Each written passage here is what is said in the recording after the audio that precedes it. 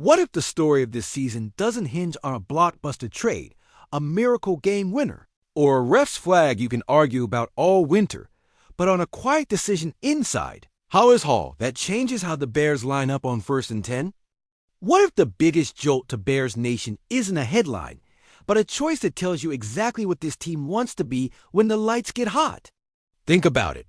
One internal switch, one rebalanced game plan, one position group that finally plays to its strengths. And suddenly the entire NFC North has to rethink how they defend Chicago. Can you feel that itch, the one that says something's about to move? Everybody's talking quarterback development. And yeah, that matters. But if you've watched this franchise long enough, you know the real truth. Chicago wins when Chicago decides who Chicago is. We've lived the years where identity got fuzzy run game abandoned too early, protection rules that frayed under heat, explosive plays left on the cutting room floor. The line between a playoff push and a long winter is thin, and right now it runs straight through the trenches and the backfield. Are we going to lean into what travels in December, or keep asking the offense to be something it isn't ready to be yet? You felt the tension in week 1, burst plays on the ground that made you sit up, then long stretches where the call sheet forgot what was working. An offensive line that showed power on one side and wobble on the other. Drives that could have suffocated a game and didn't. None of that is fatal in September, unless you refuse to adjust. The clock doesn't wait for anyone, especially not in a division that wants to turn Soldier Field into their personal training montage. The Bears don't need a savior. They need a plan that stops fighting their own DNA. There's also the reality everyone whispers about but rarely says out loud. Jobs are on the line when the details slip. Coaches feel it in their bones. Veterans sense it in meetings. Young players hear it in how their reps get scripted. When the tape shows you the same issue twice, the room expects a response. When the tape shows you a fix staring right at you, the room demands one. This is where seasons pivot on whether you do the hard, obvious thing before it's too late. And look, the context is what it is. The defense flashed punch. Special teams did their part.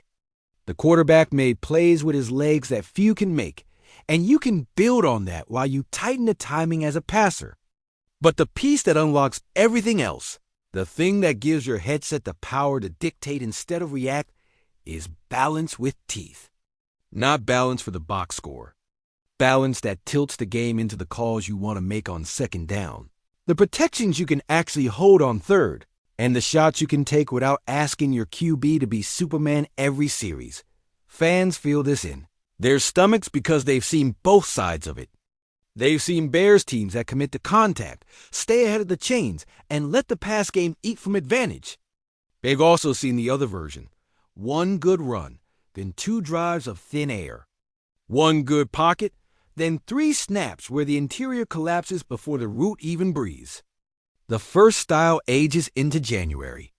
The second style burns hot and dies ugly. Which one do you want to be?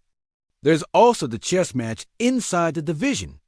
Detroit wants to turn games into track meets on their terms. Green Bay wants to stress your edges and punish your eyes. Minnesota wants to make your linebackers guess wrong for 60 minutes. The counter isn't complicated. Force them to play a Chicago game. Make them tackle a fresh runner with heavy pads in the 4th.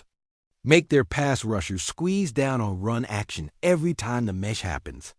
Make their safeties decide if they're brave enough to live in the box when they're already tired. That's identity. That's Bears dots. So here's why the room is buzzing right now. Why the coaches are recutting the call sheet. Why certain reps in practice suddenly look different. Why the depth chart doesn't feel as cemented as it did a week ago. There's growing internal momentum for a tangible on-field shift that could hit as soon as this weekend. The shape of the offense may be about to change. This is Bears News Fan Report.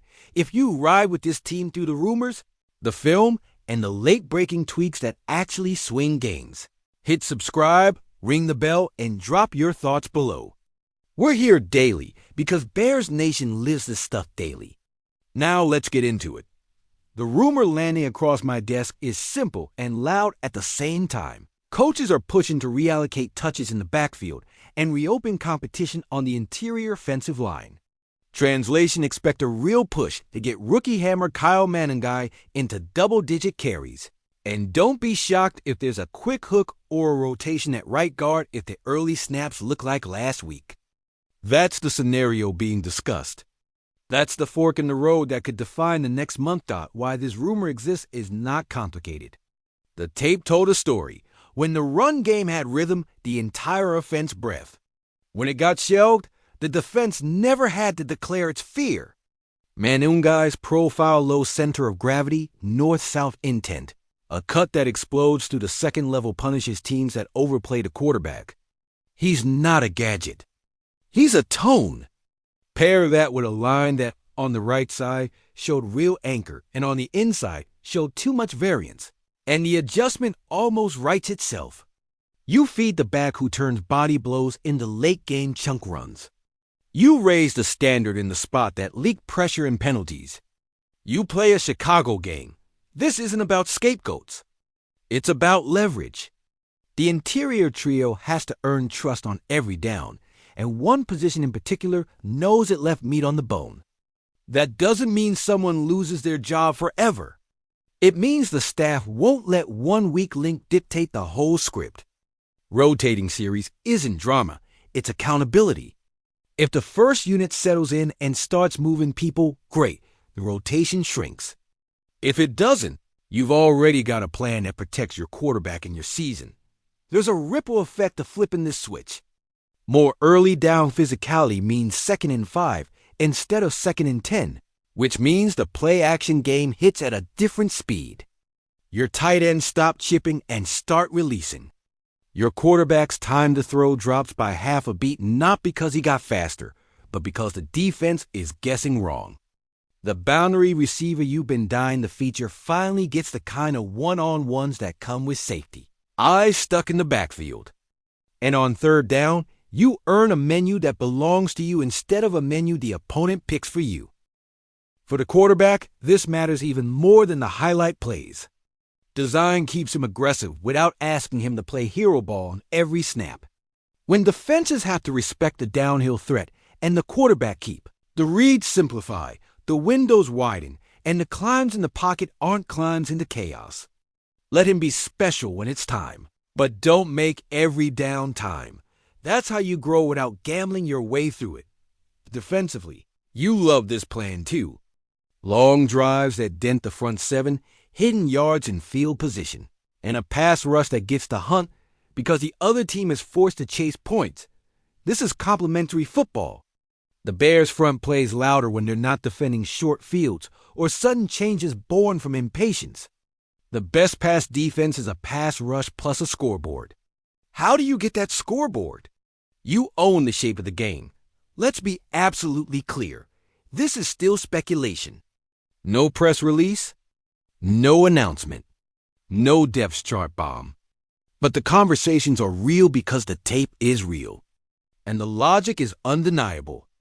If you believe in Caleb's ceiling and this staff does the fastest way to waive fate, protected is to lower the difficulty of his Sundays while you raise the pain level for everyone else's Mondays. That's what more Manangai carries and a firmer standard inside can do. There's also a cap table angle to this, even if nobody puts it that bluntly. When you have young, cost-controlled juice in your backfield, you exploit it. When you've invested serious money in an interior lineman and the first week wasn't what you paid for, you push for the level you bought. That's how you avoid the most dangerous outcome in this league, paying premium money for average production. Accountability is not a press conference word. It's a snap-to-snap reality. Now, my opinion, because I know you want it, and I'm not going to duck. I'm in. I'm all the way in on this recalibration. The Bears aren't at their best when they pretend to be a finesse outfit. They're at their best when they make you hate tackling them. Mangai isn't a gimmick. He's a problem.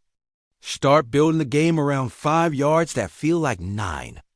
When a defense decides they don't want that smoke anymore, the playbook opens like a parachute. You'll see the shot plays you've been waiting for. You'll also see fewer hits on your quarterback, which is the most valuable stat in the building.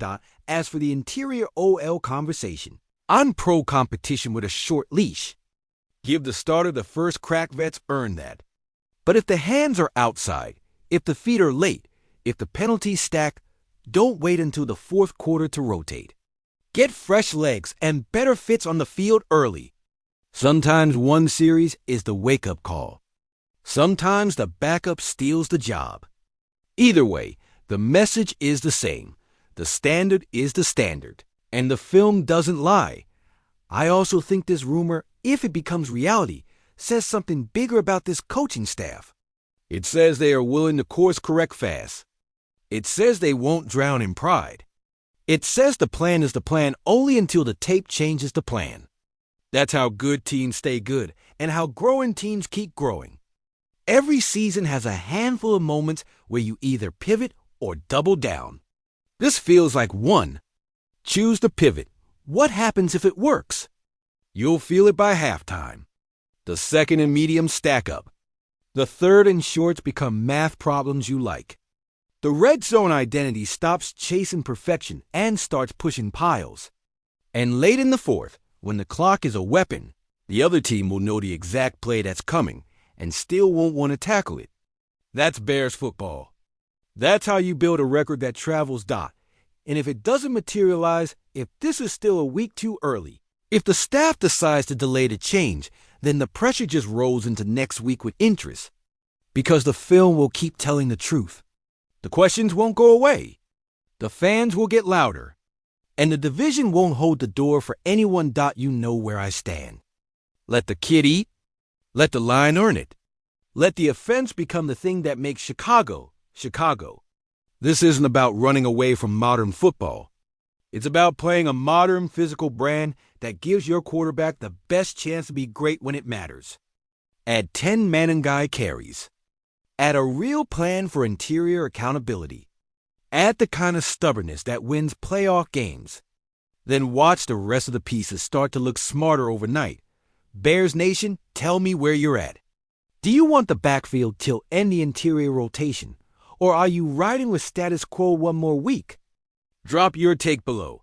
Hit subscribe and lock in with Bears News Fan Report.